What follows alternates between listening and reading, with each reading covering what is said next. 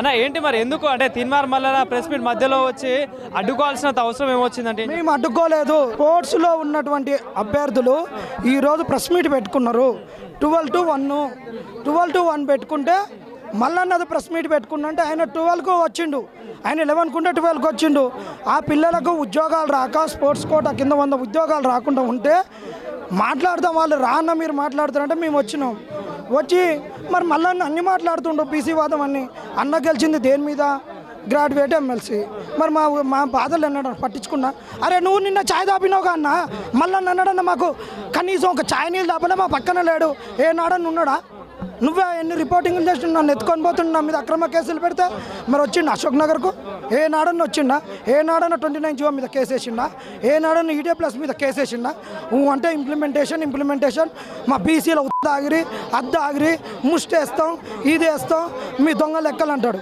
మరి legal fight ఉండాలి కన్నా, లీగల్గా మేము ఫైట్ చేస్తున్నప్పుడు రావాలి కదా. ఆయన ల్యాండ్ క్రూజర్ పోయింది, తారు వచ్చింది, అన్నీ వచ్చింది, మొన్న బాగుపడుతుండు. కానీ మా జీవితాలు అలా సగం 5 పైసలంతా బాగుపడాలిగా. కష్టపడి 5 రూపాయల భోజనం తిని చదువుకుంటూ వచ్చిన ఉద్యోగాలు పోయినాయి. ఆయన కాంగ్రెస్ పార్టీలోనే ఉన్నాడు కదా, మరి కాంగ్రెస్ పార్టీకి రిజైన్ చేసినావు. మరి మా గ్రాడ్యుయేట్ ఎమ్మెల్సీకి ఎందుకు చేయలే నువ్వు? మా గ్రాడ్యుయేట్ ఎమ్మెల్సీ కన్నా కొనసాగుతున్నావు. కాబట్టి మా విషయాలు పట్టించుకోవాలి తీన్మార్ మల్లన్న. అంటే పట్టించుకోవట్లేదా మీ సమస్యలపై?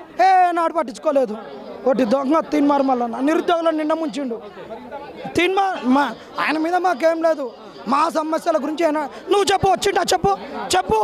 నువ్వు ఇన్ని 12 నెలల నుంచి రిపోర్టింగ్ చేసినావు. ఏనాడన్నా అశోక్ నగర్కి వచ్చిండా? 6 నిరుద్యోగులు చచ్చిపోయారు, కనీసం అది ఊసెత్తిండా? కానీ ఇప్పుడు డిఎస్సికి సంబంధించిన నోటిఫికేషన్ రాష్ట్ర ప్రభుత్వం దాదాపు 11,000 పైన ఇచ్చినామని చెప్తా ఉంది. ఎందుకు మాట్లాడరు? ఏంది మీరెవరు సార్? చెప్పండి సార్, చెప్పండి. మాకుంది. ఎవరికి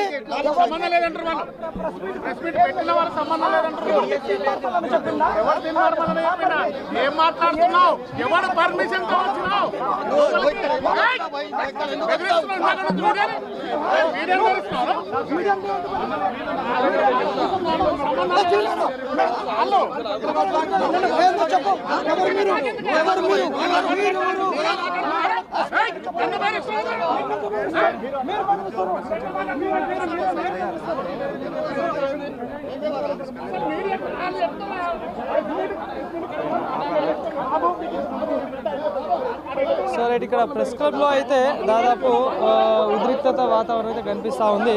సో తీన్మార్ మల్లన్న ప్రెస్ మీట్కి మధ్యలో నిరుద్యోగులు అందరైతే వచ్చిన పరిస్థితి వచ్చింది.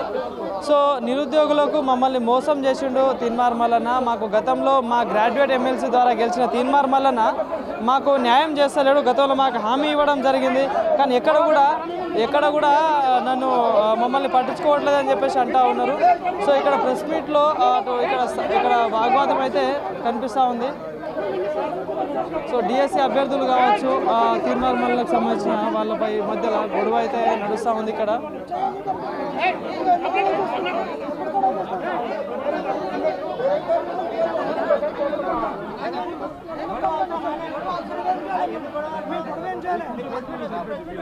పెట్టుకుంటా